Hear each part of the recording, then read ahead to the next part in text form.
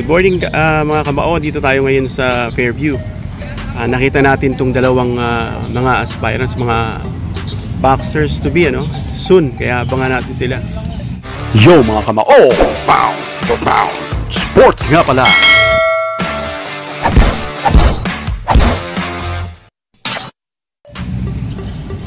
Nag-e-ensayo sila, nag-warm up sila rito ngayon sa Casa Milan.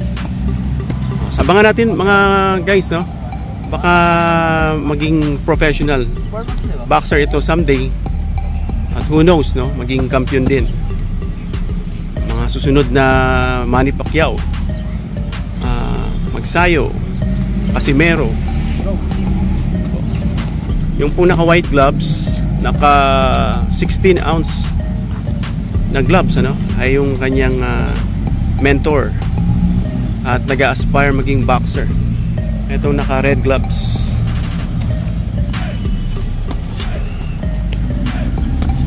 para po sa gustong matuto rin ng boxing, ito panoorin nyo yung basics, yung punching combinations, yung footwork, yung pagdak, depensa, counter, mga fakes and feints. Masasaksihan niyo po rito.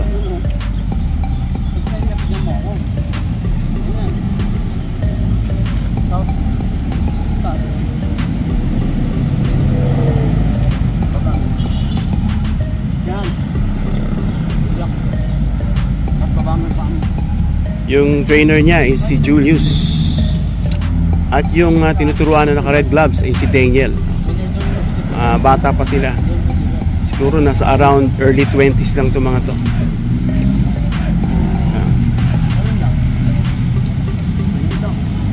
Open din si si Sir Julius dito sa Fairview.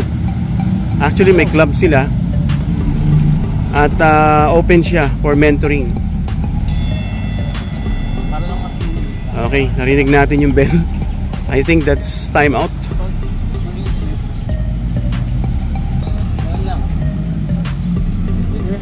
May post time ka dito. May separation. Para ka smooth lang. We heard the bell again, We'll start again for another session.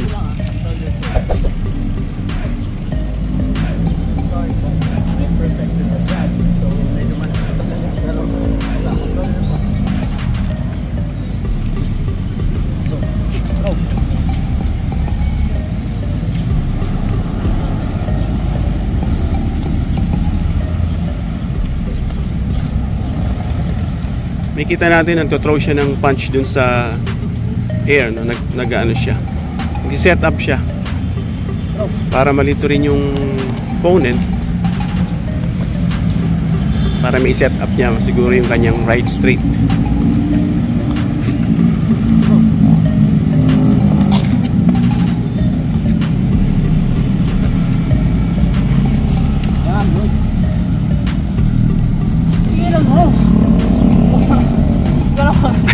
Yung kaso, napagalitan niya ng kanyang student dahil hindi nakukuha yung setup, yung coordination ng feet para papunta sa kalaban. Of course, para ma-execute niya yung kanyang opensa, at yung pag-punch atras para hindi, of course, magka-counter yung kalaban, makatamaan.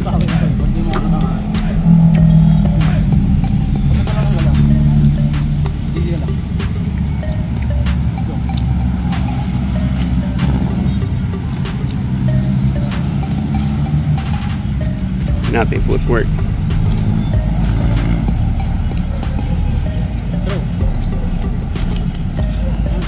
Again guys, mga ano pa sila, amateur, hindi pa sila ganun professional, pero at least nakikita natin yung galawan na nila.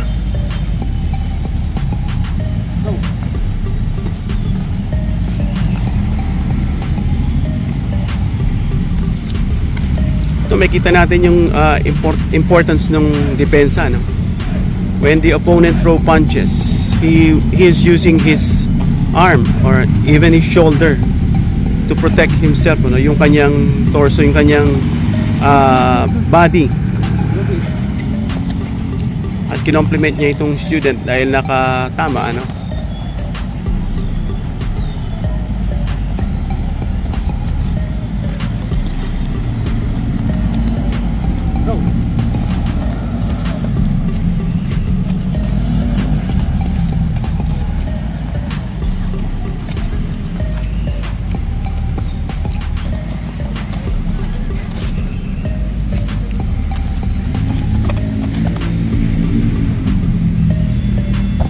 Okay, we heard the bell again.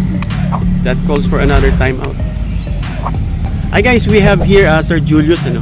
He actually has his club here in Quezon City.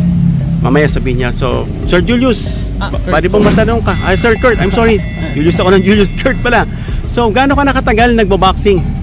Hi, my name is Kurt. I'm 21 years old. I started boxing 14 kasi nagbo-boxing yung tito ko, pero tumigil ako. So, right now, consistently, around 6 months, nagbo-boxing na ako. And I have my own group chat where I add my students. Pwede kayong mag-PM sa akin din kung gusto nyo magpaturo. 70 per session, hindi siya per hour. And kayo bahala kung kaya nyo tapusin yung training or hindi. So, yun lang. Okay, so you heard it guys. This is gonna be your opportunity to join, to learn boxing from Sir Kurt. At the age of 21, nagtuturo na siya ng boxing. At yung kanyang isa sa mentor andi dito, no? So he's inviting you to join. Anong pangalan mo, sir? My name is Daniel Balsar. I'm 19 years old. Kaka-start ko lang mag-boxing 4 months ago. 4 months ago. That's true. I think yung gloves mo, ano bang gloves na suggestion mo para sa mga sparring? 12 ounce. Para sa sparring? 12 to 14. 12 to 14, ideal ba yan sa 14 to 16 para hindi magkasakitan. Ayun, yun nga ang tama kasi medyo makapal, no? So, what about dun sa mga punching bags? Anong ideal na ounce? Usually, the heavier the better. 16 din, ah? Ayun. The heavier the better, tapos puro basics lang aralin kasi alam mo yun, you have to keep doing it until you can't do it wrong. Okay, ang ganda nun. It means toward perfection na, no? Yes. Okay, so tutuloy na po natin sila sa kanilang session.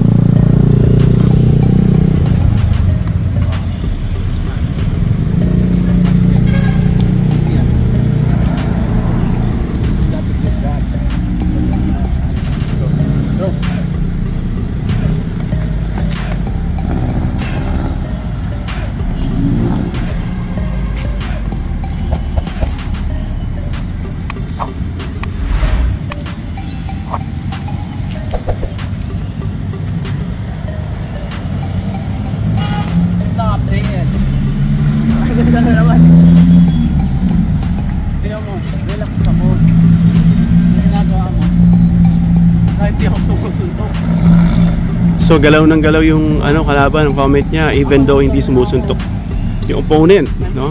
Pagod ka nun. Although magandang practice yun, maging magalaw ka, but of course you have to move with reason.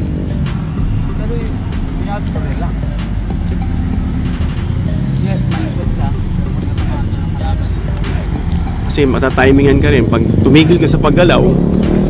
That's gonna be your plateau kasi natamaan ka na, pabibitawan ka na ng suntok.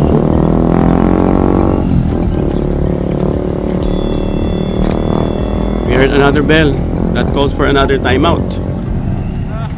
So again, at the age of 21, si Sir Kurt is nagtuturo na ng boxing. At 19 yung kanyang student, na at the early age start na sila ng boxing. This is better than anything, guys, We should hook ourselves into sports. Maganda to, tinan mo, maganda pangangatawan, pawis, disiplina. Of course, it's a total body workout din, including yung ating pong mental health. Pinapawisan ka, nagre-release yan ng mga hormones na makakatulong sa ating katawan,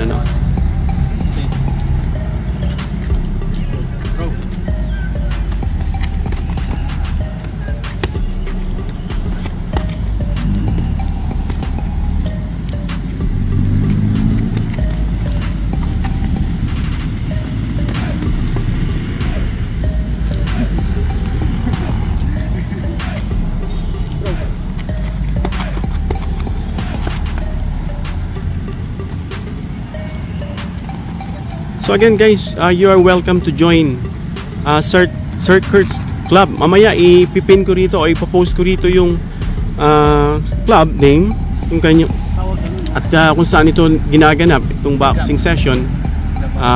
Minsan sa gym, minsan dito ano. And he's asking for a very small amount of fee. Magugulat kayo, no? Ipopost, i-PM nyo na lang ako kung magkano yung fee niya na napakababa, sobrang baba. At hopefully maka-join kayo sa kanya at lumaki yung kanyang community. At the age of 21, who knows, the next Manny Pacquiao, Casimero, and Magsayo, and other boxers natin. See you guys. See you on my next video. God bless.